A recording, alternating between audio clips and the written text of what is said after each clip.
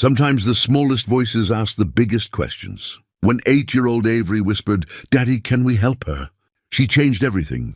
The homeless girl standing barefoot in Murphy's diner had been living alone behind a gas station for weeks. Mason Crawford, a single dad and former rescue pilot, bought her a meal and listened to her story.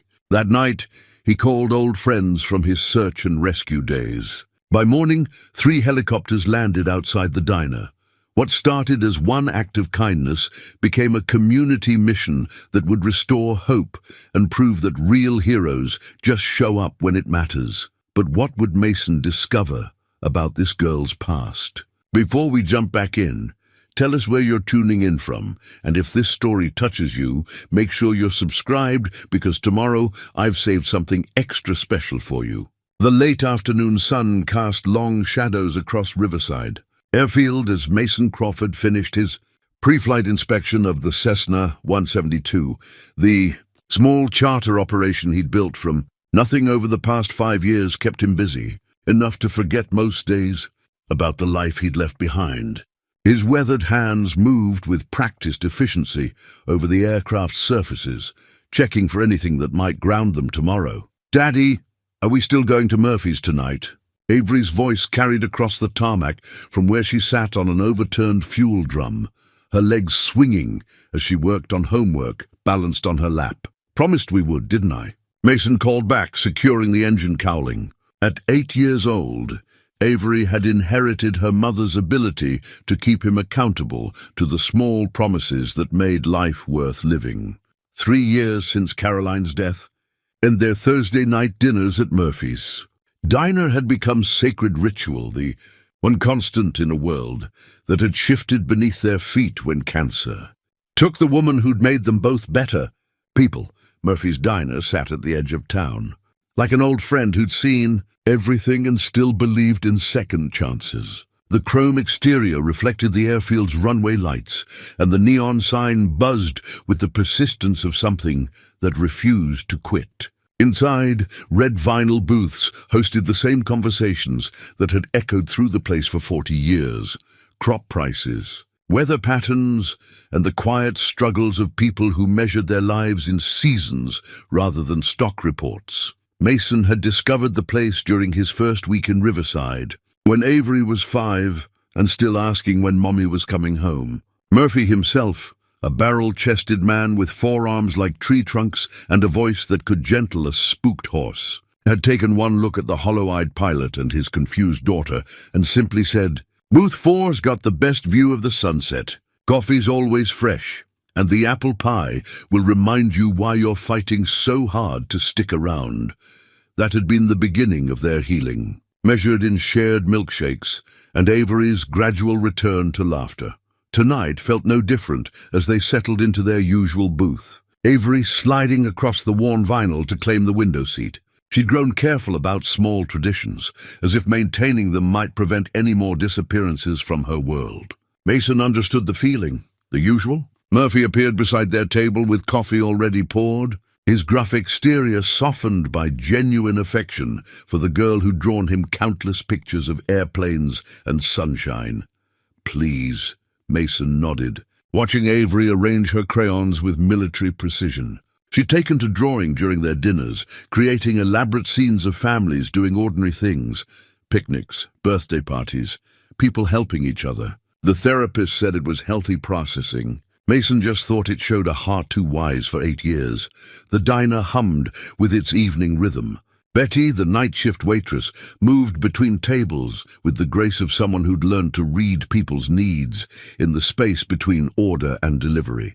The kitchen staff, Murphy's wife Rosa and their son Carl, worked in synchronized harmony, the sounds of sizzling and chopping creating a domestic symphony that spoke of families bound by more than blood. Mason sipped his coffee and felt the day's tension ease from his shoulders. This was enough, this quiet routine, this sense of belonging somewhere again. He'd built a good life for Avery here, even if it wasn't the life he'd once imagined. In the corner of the diner, a television played the evening news with the sound turned low. Images of distant conflicts and political upheaval flickered across the screen. reminding Mason of worlds he'd once inhabited. Before Riverside, before Caroline's illness, he'd been Captain Mason Crawford, search and rescue pilot with the Colorado Air National Guard. His call sign had been Shepherd, earned during a mission where he'd guided 17 hikers to safety. During a sudden blizzard that claimed 2 other aircraft, those days felt like someone else's life now. The uniform hanging in his closet at home gathered dust, along with commendations and photographs of men and women who trusted him to bring them home. The transition from military precision to small-town charter flights hadn't been seamless, but it had been necessary. Avery needed stability more than he needed the adrenaline rush of high-stakes rescues. The tarnished wings pin he kept in his wallet, a gift from his squadron commander, served as the only reminder of who he'd been before grief reshaped him into who he needed to become. "Daddy, look." Avery held up her latest drawing, a family of 3 standing in front of an airplane. Hands linked, smiles carefully rendered in bright crayon. "It's us, but with Mommy." Mason's throat tightened with familiar ache. "It's beautiful, sweetheart. Do you think she can see us from heaven?" "I think she sees everything that matters," he said, meaning it. Caroline had possessed an uncanny ability to notice things others missed. The elderly neighbor who needed groceries, the co-worker struggling with a sick parent, the homeless veteran outside the grocery store who just needed someone to acknowledge his existence. She'd taught Mason that heroism wasn't always dramatic. Sometimes it was simply showing up for people who'd been forgotten. "Mr. Crawford," a voice called from across the diner. Pete Williams waved from his booth near the counter, his mechanic's coveralls bearing the day's honest dirt. Pete serviced most of the aircraft at Riverside Airfield and had become something of a friend over the years. "Heard you're taking the Henderson family to Denver tomorrow. That's some weather coming through." "We'll be ahead of it," Mason replied. Early departure, back before the front hits. These were the conversations that filled his days now, practical concerns about weather patterns and maintenance schedules, the comfortable predictability of a life measured in flight hours and fuel costs. It wasn't the life he'd planned, but it was a good life, a safe life. Avery finished her drawing and started another, this one featuring what appeared to be a diner, with people helping a small figure. Mason watched her work, marveling at how children could find hope in the simplest acts of kindness. The world she drew was always full of helpers, of people reaching out to those in need. Outside, the last light faded from the sky, and the airfield's runway lights began their nightly vigil. Soon, they'd head home to their small house at the edge of town, where Avery would fall asleep to stories about brave pilots and princesses who saved kingdoms through compassion. Mason would tuck her in, check the locks twice, and spend an hour reviewing weather reports for tomorrow's flights. It was a quiet life, perhaps smaller than the one he'd once envisioned, but it was theirs, and that had to be enough. Murphy approached with their dinner, grilled cheese and tomato soup for Avery, meatloaf and mashed potatoes for Mason, the same order they'd placed every Thursday for 3 years. "There you go." Folks," the older man said, his voice carrying the warmth of someone who understood that feeding people was about more than just satisfying hunger. "Anything else you need tonight?" Mason shook his head, content with this simple moment of family normalcy. He had no way of knowing that within minutes, everything would change, that his daughter's compassionate heart was about to pull them both back into a world where need met action, where quiet heroes emerged from ordinary moments. For now, it was enough to be father and daughter, sharing dinner in a place where they belonged, where the coffee stayed warm and the apple pie reminded you why you kept fighting to stick around. Mason was cutting into his meatloaf when the bell above Murphy's front door chimed, announcing another customer. The sound was so familiar he barely registered it until Avery's fork stopped halfway to her mouth. "Daddy," she whispered, her eyes fixed on something behind him. "Look." Mason turned to see a girl, maybe 9 or 10 years old, standing just inside the doorway. Her bare feet were dirty and scratched. Her oversized t-shirt hung like a tent over thin shoulders, and her dark hair matted against her head as if she'd been sleeping rough. But it was her eyes that stopped him cold, wide, alert, and carrying the kind of wariness that belonged on someone much older. The diner had gone quiet. Not the comfortable quiet of evening conversation, but the sharp-edged silence that comes when everyone notices something wrong, but nobody knows what to do about it. The girl stood frozen, scanning the room like a deer sensing danger. Her gaze lingered on each table, calculating distances to the door, reading faces for threats or opportunities. When her eyes met Mason's, he saw intelligence there and desperation carefully hidden behind a mask of defiance. "Hey there, sweetheart," Murphy called gently from behind the counter.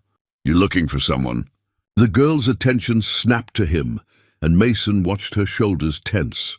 She was ready to run. Her right hand clutched something, a worn sneaker with holes worn through the canvas, the sole separating from the upper. The companion to the foot that had apparently given up on shoes altogether. She started, then stopped. Her voice was hoarse, as if she hadn't used it much lately. "I was wondering if maybe you had any food that maybe someone threw away." "In the back?" The question hit Mason like a physical blow. This child was asking for garbage, for scraps. Murphy's expression softened into something Mason recognized, the same look the man had worn 3 years ago when he'd first spotted a grieving pilot and his lost daughter. "Honey, we don't serve anything from the back, but we've got plenty of good food right here." The girl shook her head quickly. "I don't have money." "Daddy," Avery tugged at Mason's sleeve, her voice urgent but quiet. "Daddy, can we help her?" Those 5 words hung in the air between them. Can we help her? The same question Caroline would have asked without hesitation. The same question that had once driven Mason to risk his life for strangers in mountain rescues, before grief taught him that getting involved meant opening yourself up to loss. Mason looked at his daughter, saw Caroline's compassion shining in eyes that were becoming more like her mother's every day. Then he looked back at the homeless girl, saw the careful way she held herself, the practiced invisibility of someone who'd learned that being noticed often meant trouble. "Miss," Mason called softly, "would you like to join us for dinner?" The girl's eyes darted to him, suspicious. "I said I don't have money." "I didn't ask if you had money," Mason replied. "I asked if you'd like some dinner." She studied him for a long moment, and Mason could practically see her weighing options, calculating risks. Trust meant vulnerability, and vulnerability was dangerous for someone in her position. "It's okay," Avery added, sliding over to make room in the booth. "My daddy's nice, and Murphy makes really good grilled cheese." Something in Avery's innocent certainty seemed to tip the balance. The girl took a tentative step forward, then another. When she reached their table, Mason gestured to the space beside Avery. "I'm Mason," he said, as she slid carefully onto the vinyl seat, keeping her torn sneaker clutched in her lap. "This is my daughter Avery. The girl paused, as if deciding how much truth to offer. "I'm Hazel." "Nice to meet you, Hazel," Avery said with the easy acceptance of childhood. "Are you hungry?" "We always get grilled cheese and soup on Thursdays." Hazel nodded, and Mason caught Murphy's eye. The diner owner approached with coffee and a patient smile. "What sounds good, honey?" Murphy asked. "The grilled cheese," Hazel whispered, then added, "Please," as if remembering manners from a life that felt very far away. "Coming right up. How about some chocolate milk to go with it?" The girl's eyes lit up, the first genuine expression Mason had seen from her. She nodded eagerly. As Murphy headed back to the kitchen, Mason found himself studying Hazel more carefully. Beneath the dirt and exhaustion, he could see that she was probably a pretty kid. But it was the details that worried him, the way she kept glancing toward the exits, how she positioned herself so she could see the entire diner, the careful way she moved as if every muscle ached. "How long have you been on your own?" he asked gently. Hazel's defensive walls went back up immediately. "I'm not on my own. My mom's coming back. She had to go somewhere." Mason recognized the lie. He'd heard variations of it during his military service, from kids whose parents had abandoned them on base while chasing their own demons. The details changed, but the desperate hope underneath remained constant. "Where have you been staying?" Around, Hazel said vaguely. There's a place behind the gas station. It's fine, behind the gas station. Mason's chest tightened as he imagined this child sleeping rough behind Sterling's 24-hour stop, probably hiding behind dumpsters or in the narrow space between buildings. How long had she been there? How long had the people of Riverside, including him, driven past without noticing? Murphy returned with chocolate milk and a plate piled high with grilled cheese, cut into triangles, steam rising from the golden brown surface. Hazel stared at the food as if she couldn't quite believe it was real. Go ahead, honey, Murphy encouraged. Eat up.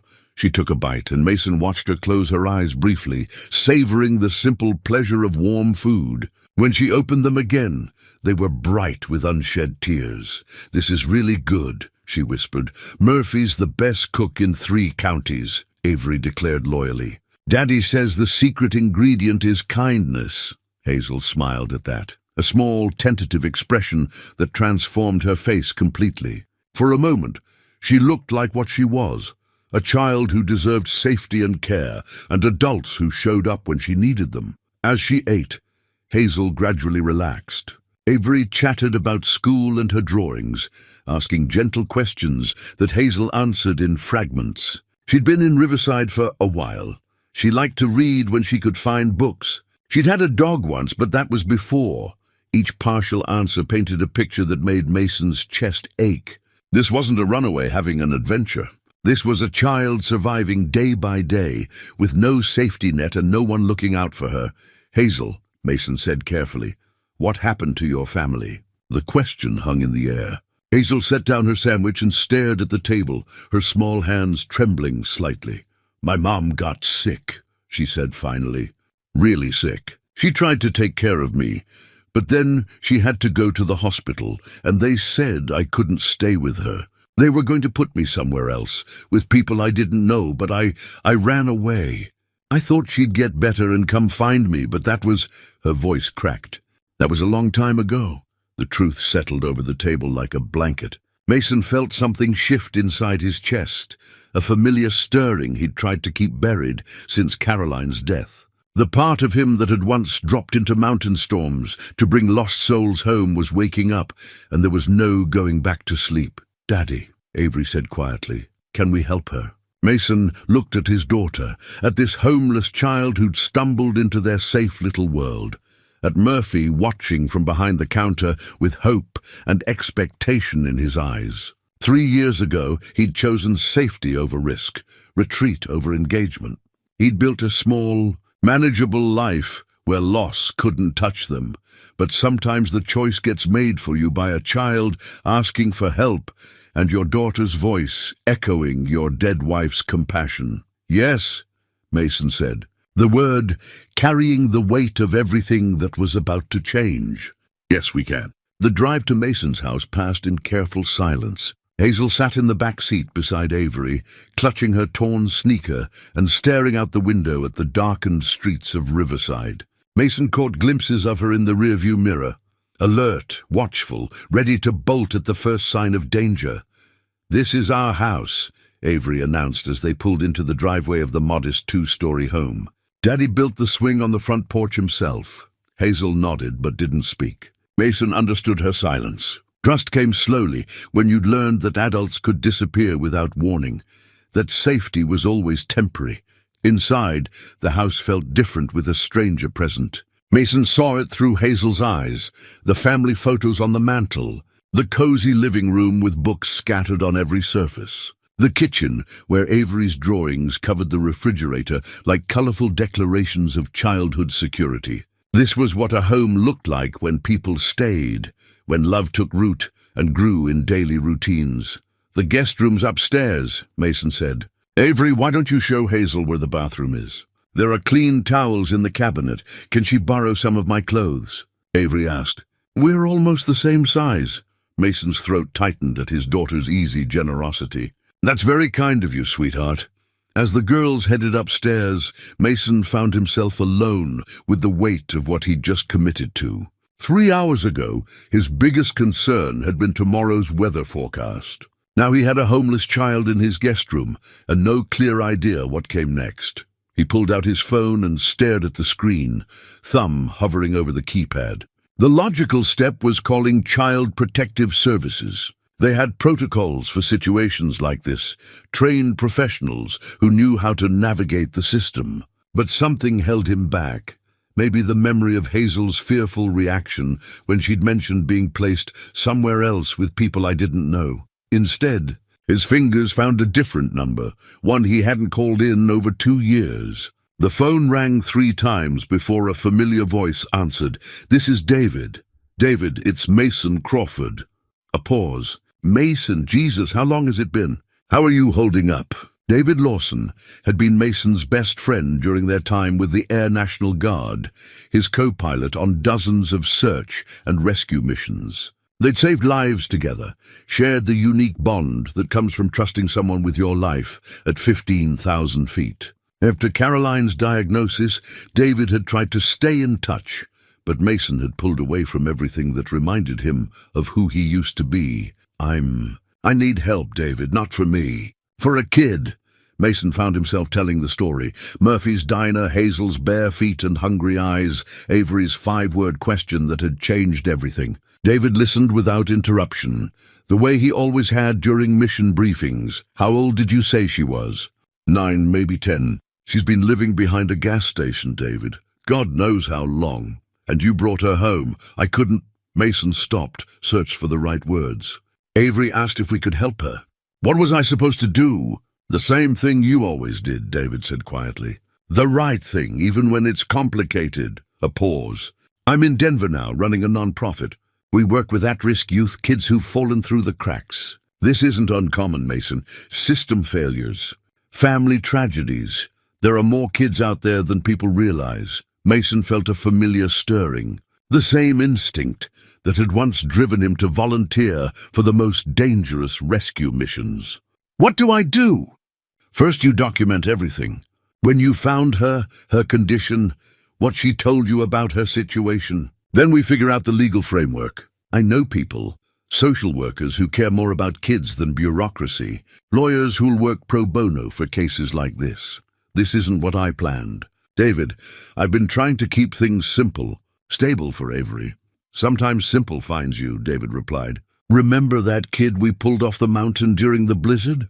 The one who'd been missing for 3 days. Mason remembered. Timothy Walsh, age 12, separated from his hiking group when weather moved in faster than predicted. They'd found him hypothermic and delirious, barely clinging to life in a shallow cave. The extraction had been brutal, high winds, zero visibility, equipment failure that nearly cost them all their lives. "He sends me a Christmas card every year," David continued. "Graduated college last month. Sometimes the universe puts people in your path because you're the right person at the right time." After ending the call, Mason climbed the stairs to check on the girls. He found them in Avery's room, sitting cross-legged on the carpet, while Hazel tried on clean clothes. His daughter had laid out options like a tiny fashion consultant. Pajamas, jeans, sweaters, socks. "The purple shirt looks really good on you," Avery was saying. "Purple's my favorite color because it's what the sky looks like right before sunrise." Hazel smiled, the expression still tentative but more natural than it had been at the diner. "I like purple too. My mom used to say it was the color of dreams." The past tense hit Mason like a physical blow. Used to say. Whatever had happened to Hazel's mother, the child was already speaking of her in the past tense. "Girls, it's getting late," he said. "Hazel, you can sleep in the guest room tonight. We'll figure out everything else tomorrow." "Daddy, can Hazel come to school with me?" Avery asked. "We'll see, sweetheart. There are some things we need to work out first. Later." After Avery was asleep, and Hazel had settled in the guest room with borrowed pajamas and a stuffed animal Avery had insisted she needed, Mason sat at his kitchen table with a yellow legal pad. He wrote down everything he could remember, times, details, the exact words Hazel had used to describe her situation. The guest room was directly above the kitchen, and he could hear movement, restless shifting, the occasional creak of bed springs. He understood. The first night in a strange place was always the hardest, especially when you'd learned that safety could vanish without warning. Around midnight, he heard footsteps on the stairs. Hazel appeared in the kitchen doorway, clutching the stuffed animal, a worn teddy bear Avery had named Bernard. "I couldn't sleep," she said. "That's okay. Takes time to get used to new places." She approached the table cautiously, saw the legal pad covered with his handwriting. "What's that?" Mason chose honesty. "I'm writing down your story. My friend David, he helps kids who are in situations like yours. But we need to know exactly what happened so we can figure out the best way to help." Hazel sat down across from him. Bernard clutched to her chest. "Will you send me away?" The question broke something inside Mason's chest. "No, sweetheart. Not unless that's what you want. I don't want to go to foster care. I heard kids at the hospital talking about it when my mom was sick. They said sometimes the people aren't nice." Mason leaned forward, choosing his words carefully. "There are good foster families out there, Hazel. People who care. But right now, you're safe here. That's what matters tonight. Your daughter is really nice," Hazel said quietly. "She reminds me of—" She stopped. "Of who?" "My mom, before she got sick. She used to draw pictures, too. She taught me how to make paper airplanes that could fly really far." Mason felt the familiar ache of recognition. Caroline had made paper airplanes with Avery, elaborate designs that turned rainy afternoons into adventures. Some griefs echoed across different lives, connecting strangers through shared loss. "Maybe you could teach Avery sometime," he suggested. "She'd like that." Hazel nodded, then yawned despite her obvious effort to stay alert. "Will you still be here in the morning?" The question revealed everything. A child who'd learned that adults disappeared, that promises meant nothing when weighed against convenience or necessity. "I'll be here," Mason said firmly. "I'll be right here when you wake up." As Hazel headed back upstairs, Mason returned to his notes. But his mind wandered to the weathered contact list tucked in his desk drawer. Names and numbers of men and women who'd once followed him into storms because they trusted his judgment, his commitment to bringing everyone home. Maybe it was time to make some calls. David Lawson arrived at Riverside Airfield the next morning in a white Honda Pilot with Colorado non-profit plates. Mason watched him climb out, still lean and athletic, despite the gray threading through his dark hair, still carrying himself with the quiet confidence that had made him such a steady presence during their military days. "You look good," David said, clasping Mason's hand in both of his. "Civilian life agrees with you. Most days," Mason replied. "Thanks for coming so quickly." They walked toward the small terminal building where Mason's charter office occupied a corner space. Through the window, he could see Avery and Hazel sitting at his desk, heads bent over a coloring book Avery had brought from home. Hazel wore one of Avery's sweaters, blue with a unicorn on the front, and looked almost like a normal kid having a normal morning. "Tell me about last night," David said as they settled into chairs outside the office. "Any problems?" "She had nightmares. I heard her crying around 3 a.m., but when I checked on her, she pretended to be asleep." Mason rubbed his face, feeling the exhaustion of a mostly sleepless night. "This morning she asked if I was really going to be here when she woke up. She's been abandoned before, David. Maybe more than once." David nodded, pulling a folder from his briefcase. "I made some calls on the drive down. There's a caseworker in Denver, Angela Roberts, who specializes in these situations. Good people, kids, first approach. She's willing to drive down this afternoon if you're okay with it. What happens then? We figure out what's legal, what's best for Hazel, and what's possible. Angela's seen it all. Family reunification when appropriate. Kinship placement when family exists, quality foster care when it doesn't. But first, we need to know more about Hazel's situation." Through the window, Mason watched his daughter showing Hazel how to color inside the lines. Both girls giggling at something he couldn't hear. "She's been through enough, David. I don't want to put her through a bunch of interviews and evaluations if we can avoid it." "I understand. But right now, legally, you're harboring a runaway. Eventually, someone's going to ask questions. School officials, neighbors, other parents. Better to get ahead of it." Mason knew David was right, but the protective instinct that had awakened last night resisted any action that might take Hazel away from the first safe space she'd found in months. "There's something else," David continued. "I've been thinking about what you said, about her living behind the gas station. That's not random, Mason. Kids that age don't typically survive on their own for extended periods without some kind of support system." "What do you mean?" "There might be other kids. Riverside's a small town, but it's a truck stop on the interstate. Transient population, people passing through who don't look too closely at what's happening in the shadows. If Hazel's been surviving here for weeks or months, she might not be alone." The possibility hit Mason like cold water. Other children living rough, invisible to the adults whose job it was to protect them. "How do we find out?" "We ask her. Carefully, gently, but we ask." Inside the office, Avery was explaining her drawing technique with the serious concentration she brought to everything that mattered to her. "You have to start with the outline," she was saying. "Then you fill in the colors, but you have to stay inside the lines or it looks messy."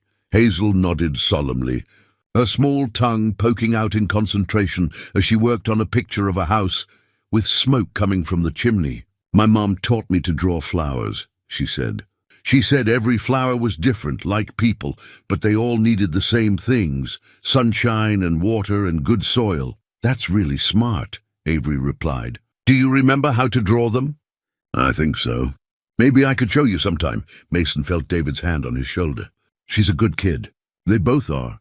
Avery's been asking if Hazel can stay with us." "I don't know how to explain that it's not that simple." "Maybe it doesn't have to be complicated," David said quietly. "There are precedents. Emergency guardianship, kinship care, even when there's no blood relation. If Hazel doesn't have family, if the system has already failed her once, courts sometimes look for creative solutions." Mason turned to study his friend's face. "You're serious? I've seen it work. Good people, stable homes, kids who need both. The paperwork's a nightmare, but it's possible." They were interrupted by Avery's voice, calling from inside the office. "Daddy, Hazel says there might be other kids who need help too." Mason and David exchanged glances. They entered the office to find both girls looking at them with the solemn expressions children wore when delivering important news. "What kind of other kids?" Mason asked gently, kneeling beside Hazel's chair. "Kids like me," Hazel said, not looking up from her drawing. "There's a boy named Kevin who sometimes sleeps behind the laundromat, and twins, Annie and Susie, who hide under the bridge when it rains. They're younger than me." Mason's chest tightened. "How much younger?" "Maybe 6 or 7. They're really scared. They don't talk much." David leaned forward. "Hazel, do you know where these children come from? Where their families are?" Hazel shrugged, still coloring. "Kevin said his dad got arrested and his mom couldn't take care of him anymore. The twins, I think something bad happened at their house. They have bruises sometimes." The implications settled over the room like a dark cloud. Not just homeless children, but abused children. Children failed by the system, failed by the adults who should have protected them. "Are they safe?" Avery asked, her voice small with worry. "They try to be," Hazel answered. "We look out for each other.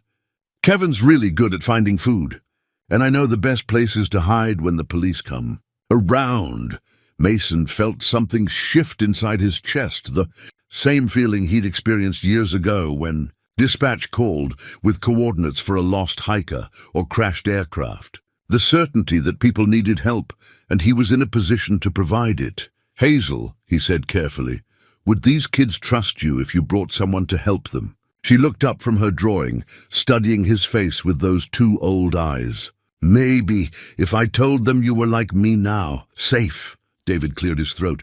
"Mason, we're talking about a significant undertaking here. Multiple children, complex legal situations, resources you don't currently have." "I know." Mason looked at Hazel, at Avery, whose eyes shined with hope and determination, at David, who was already pulling his phone out to make calls. "But what's the alternative? Leave them out there?" "No," David said firmly. "We don't leave anyone out there, but we do this right. Legal, sustainable, with proper support systems in place." He stepped outside to make his calls, while Mason sat with the girls. Avery had moved her chair closer to Hazel's, and they were working on the same picture now, the house with the smoking chimney, surrounded by flowers of different colors. "Daddy," Avery said without looking up, "if we help Kevin and Annie and Susie, can they all stay with us?" Mason thought about his modest two-story house, his small charter business, the quiet life he'd built to keep grief at bay. Then he thought about children sleeping under bridges, hiding from police, surviving on scraps and hope. "I don't know, sweetheart. But we're going to try to help them find safe places, good places," Hazel added quietly. "Places where people don't disappear." Through the window, Mason could see David pacing the tarmac, animated in conversation with someone who might have answers, might have resources, might know how to turn impossible situations into manageable ones. 24 hours ago, Mason Crawford had been a small-town charter pilot with a simple life and carefully managed expectations. Now he was contemplating something that felt like a mission, not the kind that involved helicopters and mountain rescues, but the kind that might matter even more, the kind that Caroline would have insisted on, no matter how complicated it got. "Daddy," Avery said, "I think Mommy would want us to help them." Mason's throat tightened. "I think you're right, sweetheart. I think you're absolutely right." The small notebook had been hidden under a loose board behind the gas station dumpster, wrapped in a plastic bag to protect it from the weather. Hazel retrieved it with the practiced efficiency of someone who'd learned to hide precious things from a world that took everything away. "I wrote things down," she explained, settling beside Mason on the tailgate of his pickup truck. "So I wouldn't forget." Mason opened the journal carefully, as if handling something sacred. The pages were filled with a child's careful handwriting, documenting a reality that no 10-year-old should have to navigate alone. Day 23. Kevin found bread behind the bakery. Still good. Shared with twins. Day 31. Rain for 3 days. Twins are coughing. Need to find somewhere warm. Day 47. Police came by. Hid until they left. Kevin says they take kids to bad places. Day 52. Found sleeping bag someone threw away. Small tear, but still warm. Gave to twins. Each entry was a masterclass in survival, written in the matter-of-fact tone of someone documenting a science experiment rather than chronicling desperation. But between the lines, Mason could see the truth. A child taking responsibility for others even younger, creating family where none existed. "This is remarkable." "Hazel," David said, reading over Mason's shoulder, "you've been keeping them alive." "Kevin helps too," Hazel said quickly. "And the twins are really good at staying quiet when we need to hide." Mason flipped through more pages, each entry revealing another day of resourcefulness born from necessity. Hazel had mapped out the town's rhythm, which dumpsters got filled when, which stores threw away day-old food, which buildings had unlocked doors after hours. She'd created a survival guide for children who shouldn't have needed one. "Hazel," David said gently, "can you tell us where we might find Kevin and the twins today?" She checked the sun's position in the sky with the instinct of someone who'd learned to measure time without clocks. "Kevin usually goes to the library in the afternoon. They let him read there as long as he's quiet. The twins, they're probably under the bridge. They don't like being around people much.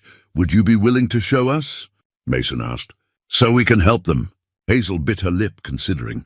"They're really scared of grown-ups. Kevin especially. His dad—" She stopped, shook her head. "Kevin doesn't trust men." Mason felt the familiar weight of responsibility settling on his shoulders. These weren't just homeless children. They were traumatized children, each carrying wounds that ran deeper than hunger or cold. "What if we started with just you and Avery?" David suggested. "Let them see that you're safe, that the adults with you can be trusted." "That might work," Hazel said slowly. "But if they run, you can't chase them. That makes it worse." The drive through downtown Riverside felt different now that Mason knew what to look for. Behind the familiar storefronts and quiet streets, he began to see the hidden spaces, alleys between buildings, doorways set back from the sidewalk, the kinds of places a child might disappear into if they needed to become invisible. The public library was a modest brick building that served the town's 3,000 residents with the dedication of a much larger institution. Inside, Mason spotted Kevin immediately, a thin boy of maybe 11, sitting at a corner table with a book about airplanes open in front of him. His clothes were dirty but not ragged, and he held himself with the tense alertness of someone ready to bolt. "Kevin," Hazel called softly as they approached. The boy's head snapped up, his eyes immediately scanning for exits. When he saw Mason and David, his muscles coiled like a spring. "It's okay," Hazel said quickly. "These are good people. They want to help." Kevin's gaze flicked between the adults and back to Hazel. "Help how?" "They have a house," Avery said, stepping forward with the fearless compassion of childhood. "With food and warm beds and people who don't disappear." "I've heard that before," Kevin replied, but his voice carried more weariness than hostility. Mason knelt down to put himself at the boy's eye level. "What's your favorite kind of airplane?" he asked, nodding toward the book. Kevin's defensive posture softened slightly. "Rescue helicopters. They save people. I used to fly those," Mason said quietly. "Search and rescue in the mountains." For the first time, Kevin looked directly at him. "Really? Really? Want to see my airplane? It's not a helicopter, but it's pretty cool." The boy's internal struggle was visible, want warring with learned caution, hope fighting against experience. Finally, he nodded. The walk to the airfield was conducted in careful silence, Kevin staying close to Hazel while maintaining maximum distance from the adults. Mason understood the boy's positioning, close enough to trust Hazel's judgment, far enough away to run if needed. At the hangar, Mason's Cessna 172 sat gleaming in the afternoon light. Kevin stopped in the doorway, his eyes wide with wonder. Can I touch it?" he asked. "You can sit in it if you want," Mason offered. "Ever been in an airplane?" Kevin shook his head, but he was already moving toward the aircraft with the magnetism that drew all children to flying machines. Mason helped him into the pilot's seat, showing him the controls, explaining how each instrument worked. "This is the radio," Mason said, pointing to the comm panel. "When rescue pilots are looking for someone, this is how they talk to each other, how they coordinate the search." "Have you ever saved anyone?" Kevin asked. "Lots of people," Mason replied. "But you know what I learned? Sometimes the best rescues happen on the ground. Sometimes they happen when one person decides to help another, even when it's hard." Kevin was quiet for a long moment, his hands gripping the yoke as if he could will the airplane into flight. "Hazel says you might help Annie and Susie too. If they want help, if they trust us enough to let us try." "They're really little," Kevin said, his voice small. "They shouldn't have to live under the bridge." Mason felt his throat tighten. This 11-year-old boy was carrying the weight of protecting two even younger children, accepting responsibility that should have belonged to adults. "No," Mason agreed. "They shouldn't, and neither should you." That evening, they found the twins exactly where Hazel had predicted, huddled together under the old railroad bridge that spanned Riverside Creek. Annie and Susie were indeed small, maybe 6 and 7 years old, with tangled blonde hair and eyes that held too much knowledge for their years. They didn't run when they saw the group approaching, but they pressed closer together, becoming as small and invisible as possible. Mason's heart broke at the practiced nature of their fear. "Hey guys," Hazel called softly. "Remember I told you about the nice people? This is Mason and his daughter Avery." The twins looked at Avery with the wary interest children showed toward other children. Avery, bless her heart, sat down on the ground a few feet away from them and pulled out a box of crayons. "Want to draw with me?" she asked. "I brought extra paper." It was Annie, or maybe Susie, Mason couldn't tell them apart yet, who reached out first, accepting a crayon with fingers that trembled slightly. Within minutes, both twins were absorbed in creating pictures alongside Avery, their fear temporarily forgotten in the universal language of childhood creativity. Mason watched his daughter work her gentle magic and felt something shift in his chest. This wasn't just about helping a few homeless children anymore. This was about creating something bigger, a safety net for kids who'd fallen through every other one. A place where children could be children instead of survivors. As the sun set over Riverside, painting the sky in shades of hope and possibility, Mason Crawford began to understand that some missions chose you, whether you were ready or not. The question wasn't whether he could save these children. The question was whether he was brave enough to try.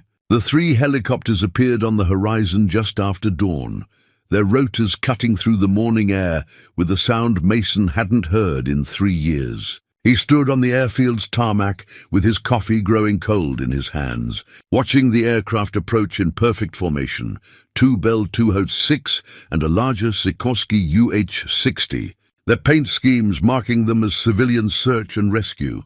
"Right on time," David said, joining him outside the terminal building. "You ready for this?" Mason wasn't sure anyone could be ready for what they were about to attempt. Word had spread through David's network with the efficiency of a military operation. Former SAR pilots, social workers who'd grown tired of bureaucratic limitations, medical professionals who remembered why they'd entered their fields in the first place, all converging on a small town in Colorado because 3 children needed help and someone had finally decided to provide it. The helicopters set down in a precise line on the unused section of runway, their downdrafts scattering dust and debris. Mason felt the familiar surge of adrenaline that came with the start of a mission, the sense that everything they'd planned was about to become real. The first person to emerge from the lead aircraft was Angela Roberts, the social worker David had contacted. She was younger than Mason had expected, maybe 40, with graying hair pulled back in a practical ponytail and eyes that had seen enough to strip away illusions, but not hope. "Mr. Crawford," she said, extending her hand, "thank you for making this possible." Behind her came a stream of volunteers.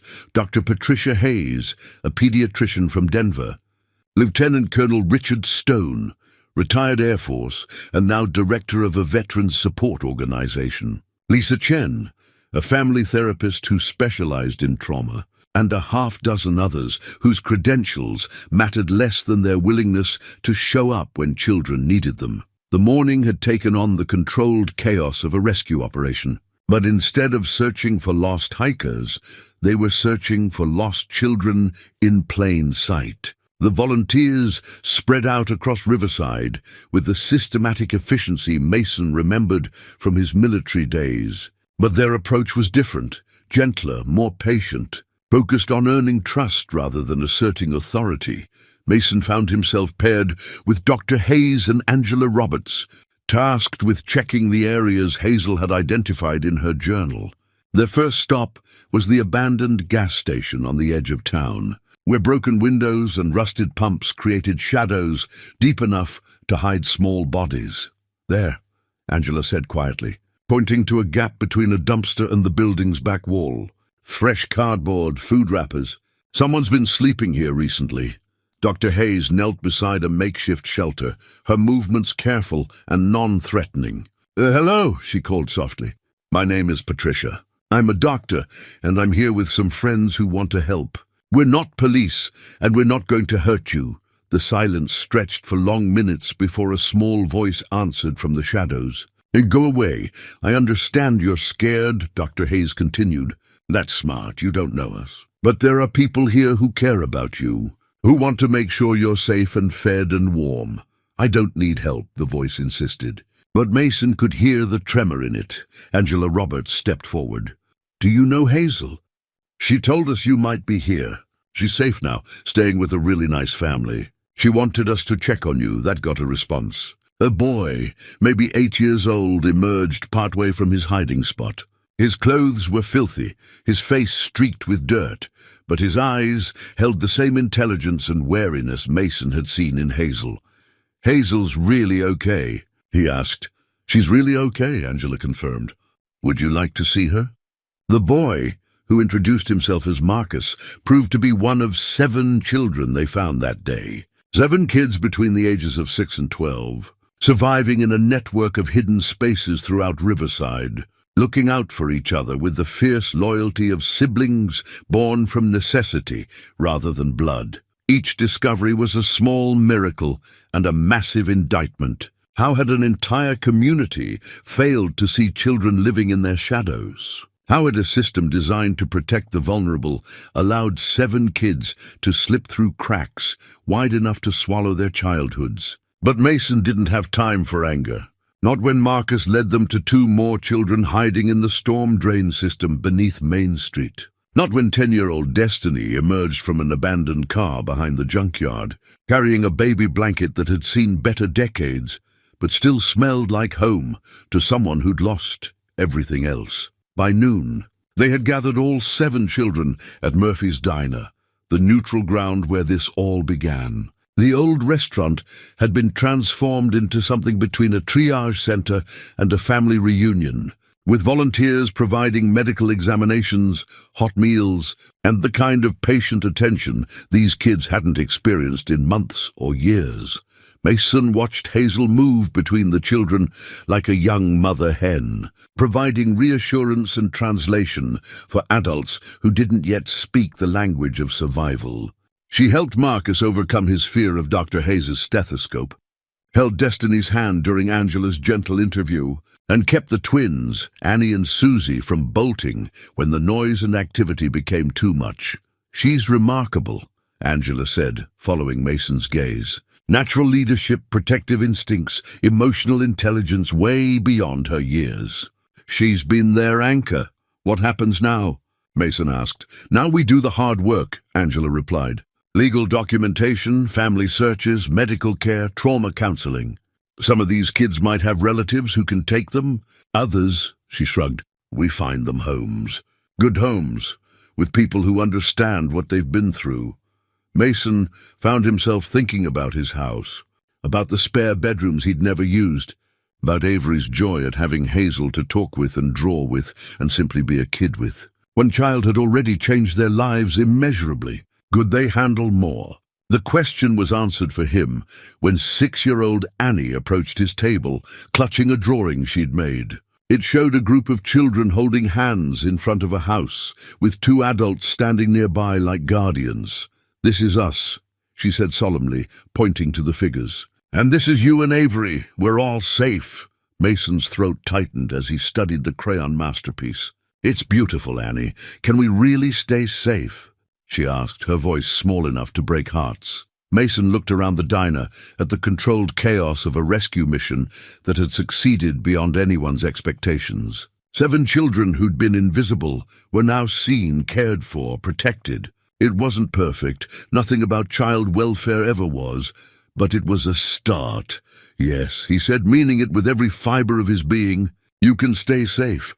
Outside, the 3 helicopters sat gleaming in the afternoon sun, their mission accomplished, but their purpose ongoing. This wasn't an ending, it was a beginning. The beginning of something larger than one man's good intentions or one child's cry for help.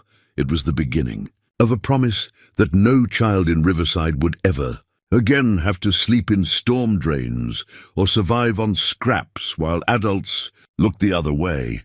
Mason Crawford had spent 3 years trying to build a small, safe life. Now he understood that sometimes the safest thing you can do is make the world a little bigger, a little kinder, a little more willing to catch children when they fall. The helicopters would leave tomorrow, but the mission would continue every day after that. In every act of kindness, every offered hand, every adult who chose to see rather than look away. Some rescues, Mason realized, lasted a lifetime. Angela Roberts found the adoption papers buried in a stack of documents at the county courthouse, filed under a name that didn't match any of the children they'd rescued. She called Mason from her car, her voice tight with a mixture of excitement and concern. "You need to get down here," she said. "And bring Hazel.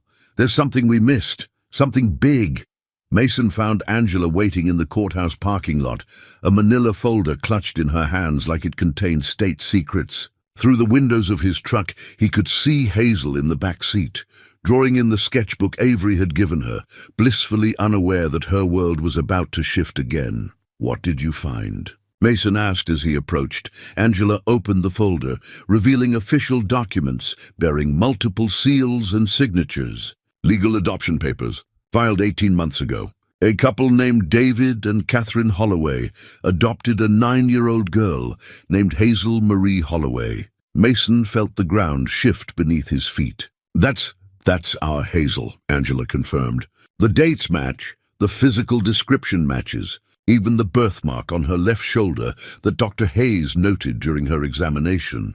But she said her mother got sick, that she ran away from the hospital. She did. Look at this. Angela flipped to another document, a death certificate dated 8 months ago. Catherine Holloway, age 34, died from complications of acute leukemia. David Holloway, her husband, and Hazel's adoptive father died in a car accident 3 months later. The pieces fell into place with devastating clarity. Hazel hadn't been abandoned by her birth mother. She'd been orphaned twice, losing her adoptive parents after finally finding stability and love. There's more, Angela continued. David Holloway had a brother, James Holloway, lives in Seattle. He's been looking for Hazel since David's funeral. Apparently, there was some kind of mix-up with social services after David died. Hazel was supposed to go to a temporary placement while they located James, but she ran, Mason finished. She ran before they could take her to another stranger's house. Angela nodded grimly. She's been surviving on the streets for months, while her uncle has been moving heaven and earth to find her. He's hired private investigators, contacted every agency in 3 states, even put up billboards with her picture. Mason looked back at the truck where Hazel continued drawing, lost in the simple pleasure of creating something beautiful. She had family, real family, who wanted her, who'd been searching for her. It should have been good news. It was good news. So why did he feel like someone had just punched him in the chest? I need to call him, Angela said. James Holloway. He deserves to know we found her. Wait. Mason's voice came out rougher than he intended. Let me talk to her first. She needs to hear this from someone she trusts. That evening, after Avery had gone to bed, Mason sat with Hazel in the living room of his small house. She was curled up in the corner of the couch, wearing Avery's pajamas, and holding the stuffed bear that had become her constant companion. Hazel, he began gently, Angela found some information today. About your family. Her entire body went rigid. I told you my mom is... I know what you told me, sweetheart. And you weren't lying. Your mom, Catherine, she did get sick. And she did die. But there's something else. Something about your dad's brother. Mason watched as comprehension dawned in Hazel's eyes, followed immediately by a fear so profound it made his chest ache. Uncle James, she whispered. He was looking for me. He's been looking for you since your dad died. He never stopped. He wants you to come live with him in Seattle. Hazel shook her head frantically. No, I don't want to go. I don't want to leave you and Avery. Please don't make me leave. Hey. Mason moved to sit beside her, pulling her into his arms as she began to cry. Nobody's going to make you do anything. But Hazel, he's your family. He loves you. I barely remember him. She sobbed into his shoulder.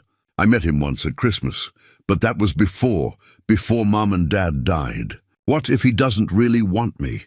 What if he just feels like he has to take me? Mason held her while she cried, feeling his own heart breaking for this child who'd lost so much that even good news felt like another potential loss. Through the window, he could see the airfield's lights twinkling in the distance, marking the small world he'd built for himself and Avery after Caroline died. A world that had grown larger and more complicated over the past week, but somehow felt more complete. What if I don't want to leave? Hazel asked, her voice muffled against his shirt. It was the question Mason had been dreading, because it was the same question echoing in his own heart. What if he didn't want her to leave? What if, in trying to save one homeless child, he'd found something he didn't know he was missing? The sense that his family wasn't complete, that there was room for more love in their carefully constructed life. Uncle James is coming tomorrow, Mason said gently. Just to meet you, to talk. No decisions have to be made right away. We'll figure this out together, okay? Hazel nodded against his shoulder, but he could feel the tension in her small body. The fear that tomorrow would bring another ending, another goodbye. Another adult disappearing from her life. Upstairs, Avery's door opened, and small feet padded down the hallway. She appeared at the top of the stairs in her flowered nightgown, her hair tousled from sleep. Is Hazel okay? She asked, her voice thick with concern. Come here, sweetheart, Mason said, and Avery hurried down the stairs to join them on the couch. What's wrong? she asked, settling beside Hazel and taking her hand. Hazel has an uncle who's been looking for her, Mason explained. He wants her to come live with him. Avery's face crumpled. But she lives here now. She's our family. I know, baby. It's complicated. Can't he just visit? Avery suggested with the simple logic of childhood. Like Grandpa visits us sometimes? Mason felt something shift in his chest. A possibility he hadn't considered, a solution that might honor both love and law. Maybe, he said carefully. Maybe we can figure out something that works for everyone.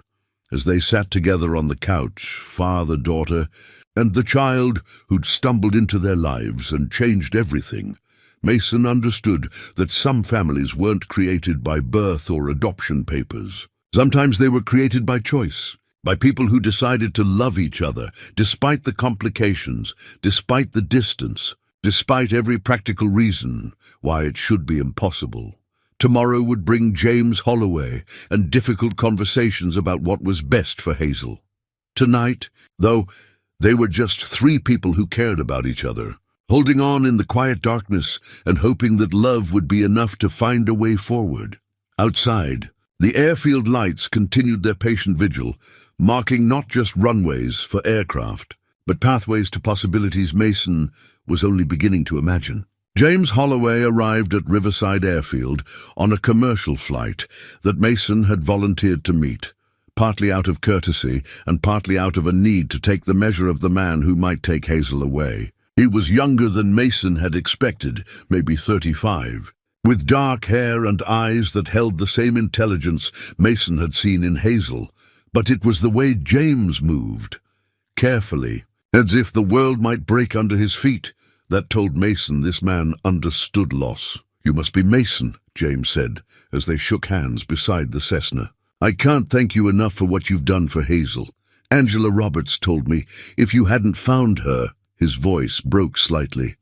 "She's a remarkable kid," Mason replied, studying James's face for signs of genuine care or mere obligation. What he found was raw grief and desperate hope in equal measure.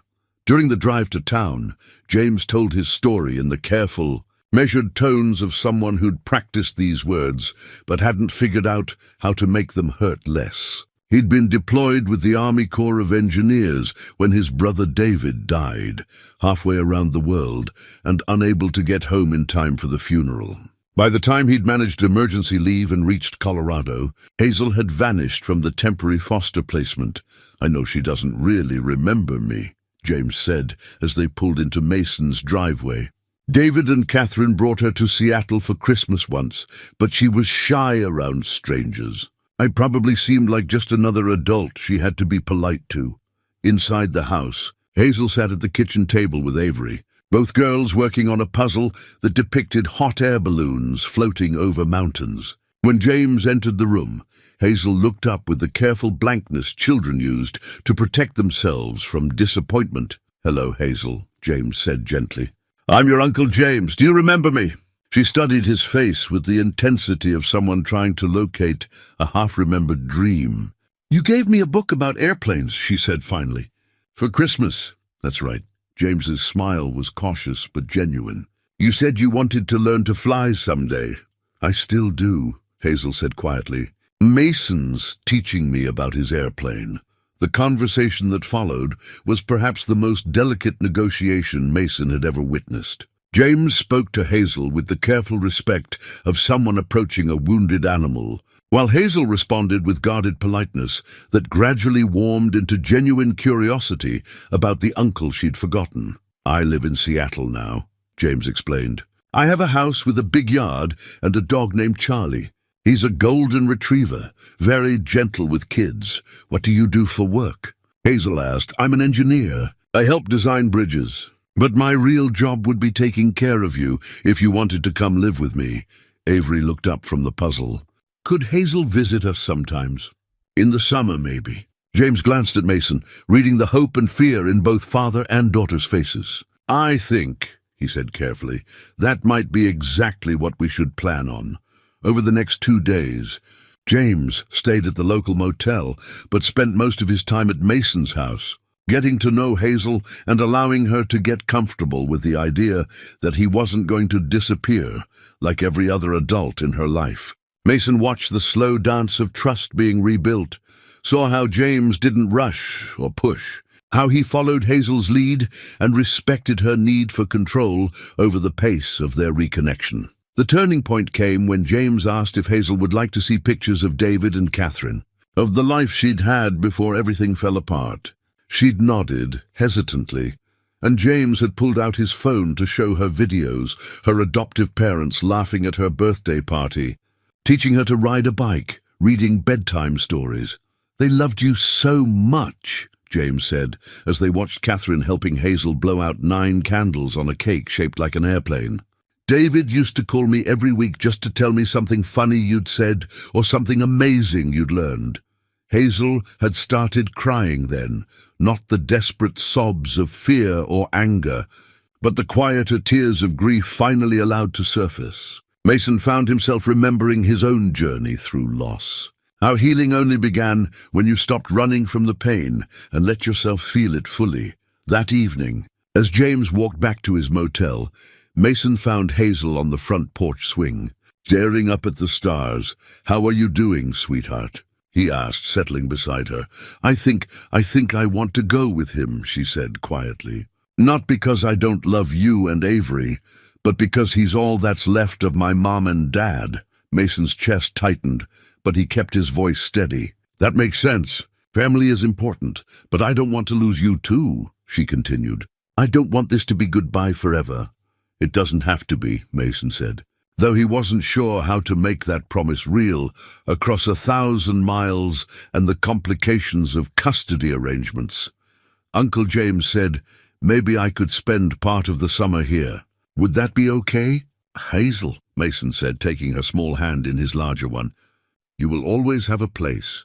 Here, always. Avery would never forgive me if I let you disappear from our lives." The next morning brought Angela Roberts with official paperwork and a plan that had been crafted with the careful attention to detail that all good rescues required. James would take temporary custody while formal guardianship arrangements were finalized. Hazel would start school in Seattle, but spend Christmas break and 2 months every summer in Riverside. The arrangement would be reviewed annually to ensure it continued serving Hazel's best interests. "It's not perfect," Angela admitted as they reviewed the documents. "But it's legal, it's stable, and it recognizes that sometimes families are more complicated than paperwork can capture." As they prepared for Hazel's departure, packing the clothes Avery had shared, the drawings she'd created, the stuffed bear that had become her anchor, Mason felt the familiar ache of letting go. But this was different from the loss he'd experienced when Caroline died. This was chosen sacrifice. The kind of love that wanted what was best for someone else, even when it meant your own heart would have a Hazel-shaped empty space. Murphy's Diner had become the unofficial farewell venue, with half the town stopping by to wish Hazel well and promise to look after the other children who'd been found and placed in local families. The twins, Annie and Susie, had been taken in by the schoolteacher and her husband. Kevin was living with a retired couple who'd always wanted children but never been able to have them. Marcus and the other children had found homes with families who understood that some kids needed extra patience and extra love. "You started something here," James said to Mason as they watched Hazel distribute goodbye hugs with the solemnity of a diplomat. "This whole town has changed because you decided to help one child." Mason looked around the diner at the impromptu celebration. Children, who'd been invisible, now laughing with adults, who'd learned to see. A community that had discovered its own capacity for heroism in small, daily acts of kindness. "She started it," Mason corrected. "Hazel and Avery. All I did was say yes when my daughter asked if we could help." The final preparations took on the quality of a military operation, with everyone understanding their role in ensuring Hazel's transition would be as smooth as possible. David's nonprofit had arranged for counseling support in Seattle. James had enrolled Hazel in a school known for its trauma-informed approach. And Mason had promised to video call every Sunday, so Avery and Hazel could maintain their sisterly bond across the miles. "I have something for you," Avery said, approaching Hazel with a small wrapped package. "For the airplane ride." Inside was a friendship bracelet. Avery had made from purple thread, Hazel's favorite color, with small silver charms that spelled out sisters. "It's so you don't forget that even when we're far apart, we're still family," Avery explained solemnly. Hazel fastened the bracelet around her wrist with the reverence of someone receiving a sacred talisman. "I could never forget you," she said, pulling Avery into a fierce hug as the departure time approached. Mason found himself thinking about the profound mathematics of love, how it could multiply rather than divide, how opening your heart to one child had somehow created space for 7 more, how a family could grow across state lines and legal documents and all the practical obstacles that tried to keep people apart. James loaded Hazel's suitcase into his rental car while she made one final round of goodbyes. To Murphy, who promised to save her a seat at booth 4 whenever she visited. To Dr. Hayes, who'd given her a medical kit for taking care of people. To Angela Roberts, who'd become not just a social worker, but a friend who understood that some children needed adults willing to fight bureaucracy with creativity and persistence. "Ready?" James asked gently, and Hazel nodded, though Mason could see the effort it cost her. "I'm scared," she admitted quietly. "That's okay," Mason said, kneeling beside the car window after she'd buckled her seatbelt. "Being scared just means you're doing something important. And remember, courage isn't about not being afraid. It's about doing what's right, even when you are afraid. Like when you decided to help me. Like when you decided to trust us," Mason replied. That was the bravest thing of all. As the car pulled away from Murphy's diner, Avery slipped her hand into Mason's, both of them waving until the vehicle disappeared around the corner. The parking lot felt strangely empty without the 3 helicopters that had started this whole adventure. But Mason could feel their presence in the changed atmosphere of the town, in the way people looked at each other now, in the understanding that heroes didn't wear capes, they just showed up when someone needed them. "Is she going to be okay, Daddy?" Avery asked. Mason thought about James's careful attention to Hazel's needs, about the support system they'd built around her transition, about the strength he'd seen in a 10-year-old girl who'd survived months on the streets and still had room in her heart for hope. "She's going to be more than okay," he said. "She's going to be extraordinary." That evening, as they walked home from the diner, Mason's phone buzzed with a text from James. "Wheels up in Denver. H says to tell you the airplane is even cooler than your Cessna. See you at Christmas. Thank you for giving me back my family." Mason looked up at the stars, beginning to appear in the darkening sky. The same stars Hazel would see from her new bedroom window in Seattle. The same stars that connected them all in a network of love that geography couldn't diminish. Tomorrow, he would return to his charter flights and his quiet routines, but nothing would ever be quite the same. His house would feel bigger, with extra bedrooms waiting for summer visits. His heart would feel larger with room for extended family. His understanding of what constituted a rescue had expanded to include the slow, patient work of building trust, creating safety, and proving to children that adults could be counted on to keep their promises. The mission that had begun with Avery's 5-word question had evolved into something larger than any of them had imagined, a community-wide commitment to ensuring that no child would ever again sleep in storm drains or survive on scraps while the adults around them looked away. And in 6 months, when the school year ended and summer vacation began, a small airplane would carry precious cargo back to Riverside, where family waited with open arms and hearts large enough to hold love across any distance. 6 months later, Mason stood at the same spot on Riverside Airfield where 3 helicopters had once landed, watching a small Cessna 182 circle the pattern for landing. His heart hammered against his ribs with anticipation that felt like Christmas morning, and graduation day rolled into one impossibly perfect moment. "Is that them?" Avery asked, bouncing on her toes beside him. She wore the purple dress she'd insisted on saving for this day, her hair braided with ribbons that matched the friendship bracelet she hadn't taken off since Hazel left. "That's them," Mason confirmed, recognizing James's flying style from their phone conversations about aviation. His brother-in-law had earned his pilot's license specifically for these visits. Understanding that for some families, love required learning new skills, the plane touched down with barely a bump, taxied to the parking area, and shut down with the familiar wind-down whine of a cooling engine. The passenger door opened, and Hazel emerged like a butterfly from a chrysalis, taller than she'd been in January, her hair longer and shinier, wearing clothes that actually fit, and shoes without holes. But it was her smile that stopped Mason's breath. The wariness was gone, replaced by the uncomplicated joy of a child who knew she was loved and safe and home. "Avery," Hazel called, running across the tarmac with arms outstretched. The collision of the two girls was a thing of beauty.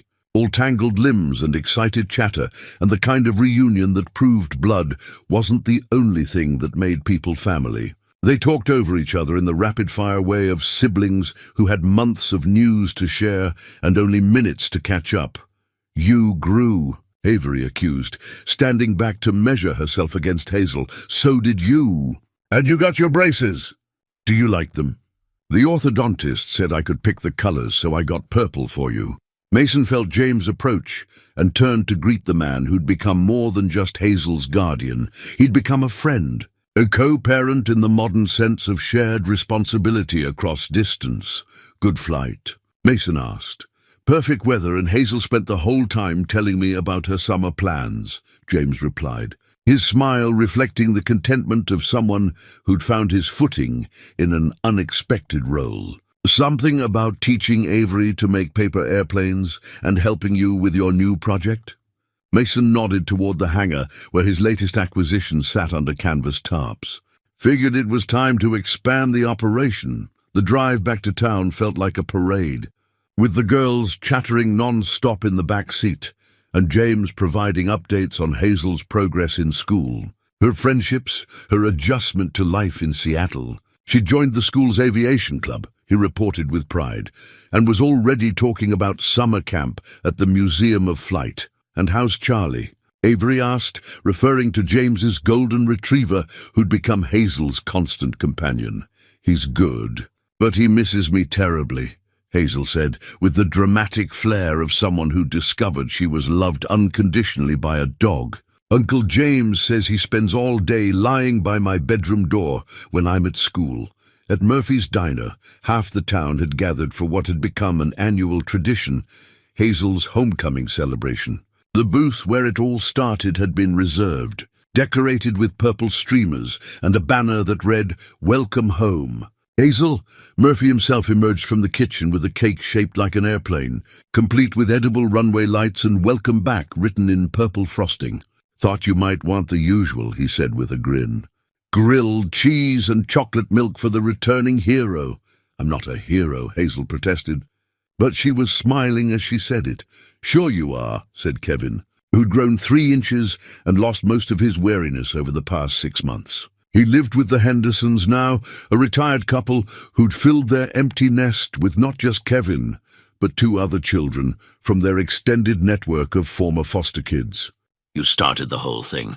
"If you hadn't been brave enough to ask for help, none of us would have found our families." Around the diner, Mason could see the proof of Kevin's words. Annie and Susie sat with their new parents, the school teacher and her husband, who'd discovered that twins meant twice the laughter and only slightly more chaos than they'd expected.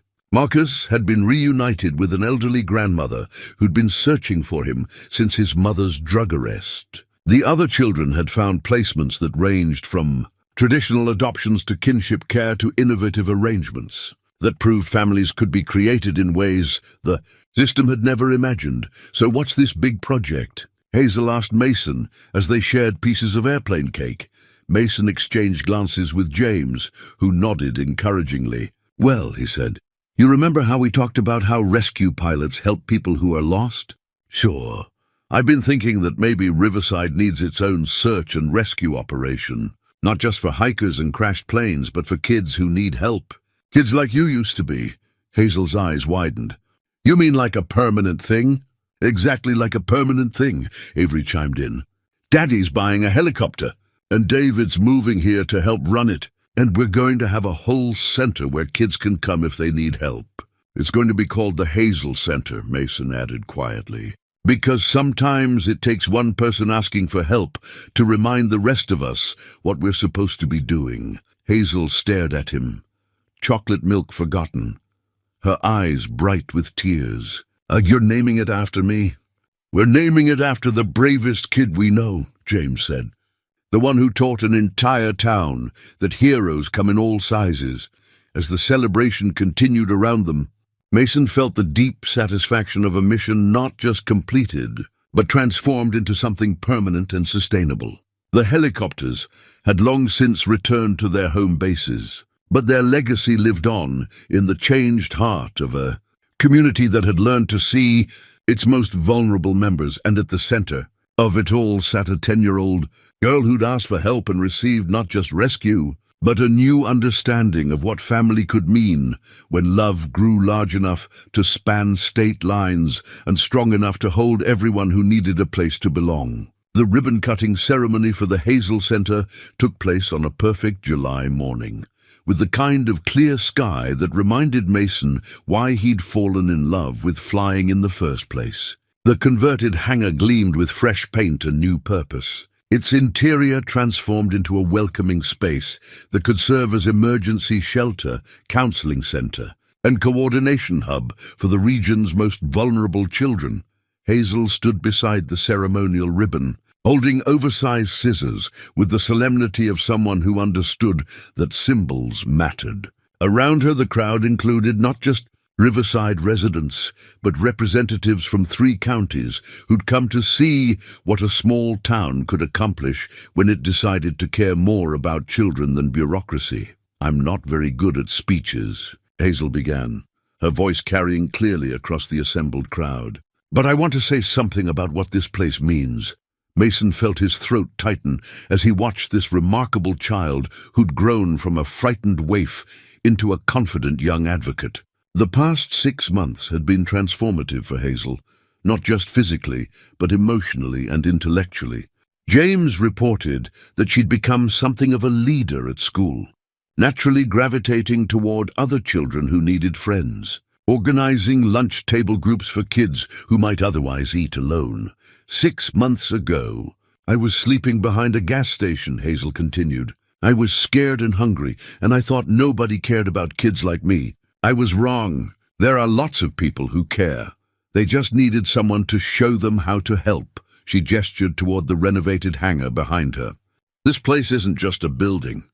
It's a promise. A promise that no kid in this area will ever have to sleep outside or go hungry or feel like they don't matter. It's a promise that there are adults who will show up when children need them. The applause was sustained and heartfelt, but Mason noticed that many people were wiping their eyes. There was something about Hazel's simple eloquence that cut straight through cynicism and reached the part of every adult that remembered what it felt like to be small and vulnerable. David stepped forward to explain the center's operations. The nonprofit had expanded beyond his original Denver base, establishing satellite offices in small communities throughout Colorado. The Riverside Center would serve as the pilot program for rural outreach, staffed by social workers, counselors, and volunteers who understood that effective child welfare required flexibility and creativity. We're not trying to replace existing systems, David explained to the crowd. We're trying to fill the gaps, to catch kids before they fall through cracks, to provide immediate support while permanent solutions are developed. To be the adults who show up when children have nowhere else to turn. The helicopter, a refurbished Bell 206 that Mason had purchased and David's organization was operating, sat gleaming on the tarmac beside the center. It would serve dual purposes: traditional search and rescue for hikers and accident victims, and rapid response for child welfare emergencies across the mountainous region where driving could take hours, but flying took minutes. Pretty cool, huh? Avery said, sliding up beside Hazel as the crowd began to tour the facility. Daddy says when I'm older he'll teach me to fly it. Maybe we can learn together, Hazel suggested. During summer visits, that would be awesome. We could be like a sister flight team. Mason found himself standing next to Angela Roberts, who'd become the center's coordinator and the person responsible for turning their idealistic vision into practical reality. You realize what you've started here, don't you? She said, watching children from 3 counties explore the center's family rooms, computer lab, and small library. I've already gotten calls from towns in Wyoming and Utah wanting to know how to replicate this model. Good, Mason replied. That was always the point, to prove it could be done. Inside the center, the walls were covered with drawings from children they'd helped over the past 6 months. Not just Hazel and the original 7, but dozens of others who'd been identified through the network that had grown organically from their initial rescue operation. Teachers who'd learned to recognize signs of neglect. Store owners who'd been trained to spot children in crisis. Community members who discovered that helping vulnerable kids required nothing more complicated than paying attention and caring enough to act. The center's mission statement, framed prominently in the main room, had been written by Hazel herself. Every child deserves to be safe, loved, and seen. When grown-ups work together, we can make sure that happens. As the afternoon celebration wound down, Mason found himself on the hangar's roof deck, looking out over the airfield where this whole adventure had begun. The Bell 206 sat ready for its first official mission, its red and white paint scheme bright against the Colorado sky. "Thank you," James said, joining him at the railing, "for all of this, for saving her, for including me, for understanding that families can be bigger than blood relations. Thank you for being brave enough to let her stay connected to us," Mason replied. "Some people might have wanted a clean start. Some people would have missed the point," James said. "Love multiplies when you share it. It doesn't divide." Below them, Hazel and Avery were teaching the other children how to fold paper airplanes, their laughter carrying up on the warm air. Around them, adults cleaned up from the ceremony, but nobody seemed in a hurry to leave. There was something magnetic about this place, this proof that ordinary people could do extraordinary things when they decided that children mattered more than convenience. Mason's radio crackled with the familiar sound of air traffic control. "Riverside Base, we have a report of missing hikers in Sector 7. Are you available for immediate response?" He keyed the microphone, feeling the familiar surge of purpose that came with being needed. "Riverside Base copies. Helicopter crew responding. ETA 15 minutes. Some rescues," Mason thought as he headed for the aircraft, "were dramatic and dangerous, involving storms and mountains and split-second decisions. Others were quieter but no less important, the daily work of creating communities where children could be children, where help was always available, where love grew large enough to hold everyone who needed a place to belong. Both kinds mattered. Both kinds saved lives. And both kinds reminded him why he'd fallen in love with the idea of bringing people home safely, whether from mountain peaks or from the shadows where they'd learned to hide. 1 year later, Mason stood in the same spot at Murphy's Diner where it all began, watching Avery and Hazel work together on their latest masterpiece, a detailed drawing of the Hazel Center surrounded by families of every configuration imaginable. The purple crayon had been worn down to a stub from frequent use, but neither girl seemed ready to abandon their favorite color. "Remember when you asked if we could help her?" Mason said to Avery, nodding toward Hazel, who was concentrating on adding details to a helicopter that looked remarkably like their Bell 206. "That was a good question." Avery replied with the wisdom of a 9-year-old who'd learned that the right words at the right moment could change everything. "I'm glad you said yes." Through the diner's windows, Mason could see the Hazel Center in the distance, its lights glowing in the early evening. The facility had exceeded every expectation, serving over 300 children in its first year and inspiring similar centers in 6 other states. The model had proven scalable, small, communities pooling resources and volunteer energy to create safety nets that government agencies couldn't provide alone. Tonight marked the first anniversary of Hazel's arrival in Riverside, though the celebration had evolved far beyond a simple dinner. Representatives from the National Center for Missing and Exploited Children were in town to present the Hazel Center with a National Recognition Award. A documentary crew from Denver had spent the week filming interviews for a feature about community-based child welfare innovation.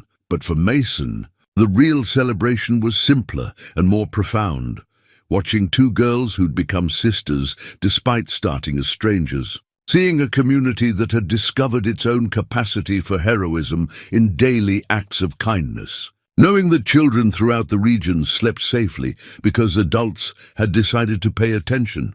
Mr. Crawford. A small voice interrupted his thoughts. Mason turned to see a boy of maybe 7 standing beside their booth. His clothes clean, but his eyes holding the familiar wariness of someone who'd learned not to trust adults too quickly. "Yes?" Mason replied gently. "My name is Peter. Mrs. Roberts said you might want to meet me." Angela Roberts appeared at the boy's shoulder, her expression mixing hope with professional concern. "Peter arrived at the center this afternoon," she explained. "He's been staying with relatives, but—" She paused, choosing her words carefully. "The situation isn't sustainable." Mason felt the familiar stirring, the recognition that some things mattered more than convenience or comfort. "Would you like to sit down, Peter? We were just about to order dessert." As Peter slid cautiously into the booth beside Avery, Mason caught Angela's eye and saw his own understanding reflected there. The work never ended. There would always be children who needed help, families that required creative solutions, communities that had to choose between convenience and compassion. "Peter," Hazel said, looking up from her drawing, "do you like purple?" The boy nodded hesitantly. "Good. Purple's the best color for drawing hope," she said, with the matter-of-fact confidence of someone who'd learned that hope was a skill you could practice. "Want to help us finish this picture?" Over the next hour, Mason watched the familiar dance of trust being built one careful interaction at a time. Peter gradually relaxed as Avery and Hazel included him in their artistic collaboration. Their easy acceptance, creating the kind of safe space that allowed scared children to remember they were still children. The center has 3 families interested in emergency placement. Angela murmured to Mason, "All good people, all with experience with trauma-informed care." But, Mason prompted.